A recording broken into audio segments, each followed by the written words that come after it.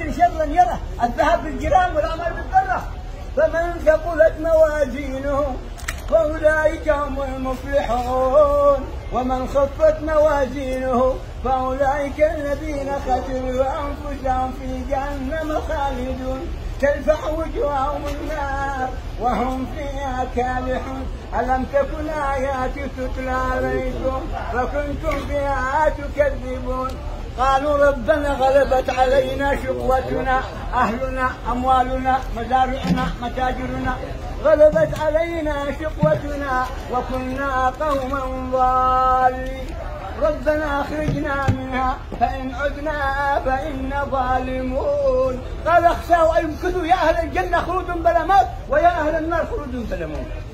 قال النبي عليه الصلاة والسلام إن لجهنم 70,000 زنا، مع كل زنام 70,000 ملك يجرونها. لمن؟ لي ولك والأختي والأختك والأبوي وأبوك وجاري وجارك والعياذ بالله، والعياذ بالله. هذا كيف نقدر؟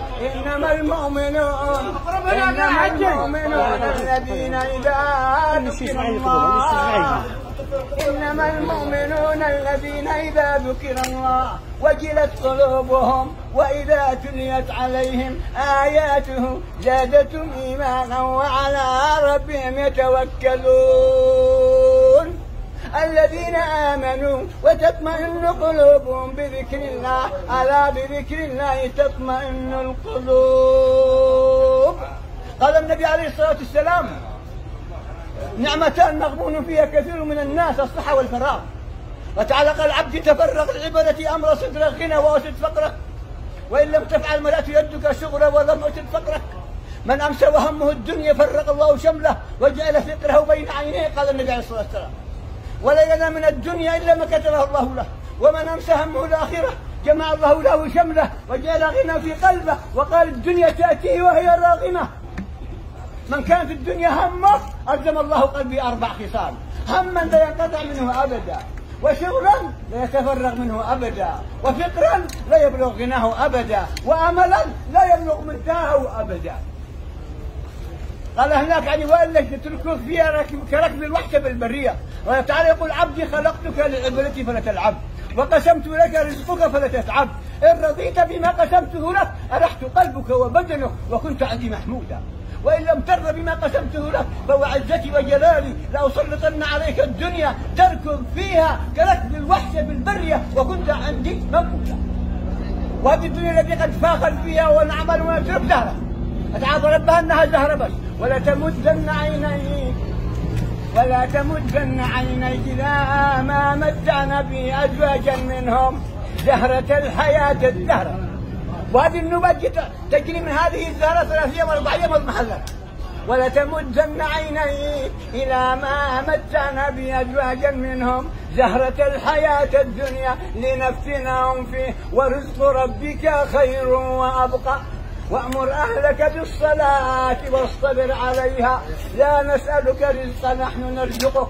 قال أحد الصحابة إن الدنيا قد ولت حبة مع باقي منها إلا صبابة كصبابة الإناء، وإنكم منتقلون لا دار لها ولا لها. قال النبي عليه الصلاة والسلام مثل الدنيا على الآخرة كمثل الرجل يوضع أصبعه باليم بماذا يرجع بلد. هذا الكلام نقتنم هذه الفرصة، هذه الساعة يعني حتى المغيب، لأنها فرصة قد مشينا يعني قد وعظونا الناس كثير بهذه ما شاء الله بهذه يعني المواعظ بهذه المشاعر. هذا اليوم أفضل يوم، هذا اليوم حبيب الكرام نمشي يعني إذا قالوا لنا المشرفين نخرج بالذكر حتى تغاب، وكذلك أينما كنا ونحن بالذكر. قال النبي عليه الصلاة والسلام ما من ساعة تمر على ابن آدم لم يذكر الله فيها إلا كانت عليه حسرة وندامة يوم القيامة. الحرب الذكر جهاد. النبي عليه الصلاة والسلام قال هل أدلكم بخير أعمالكم وأزكاها عند مليككم وأرفعها في درجاتكم وخير لكم من انفاق الذهب والفضة وخير لكم من أن تلقوا عدوكم فتضربوا أعناقهم ويضربوا أعناقكم. قالوا بلى يا رسول الله. قال ذكر الله. أفمن شرح الله صدره الإسلام فهو على نور من ربه فويل للقاسية قلوبهم من ذكر الله.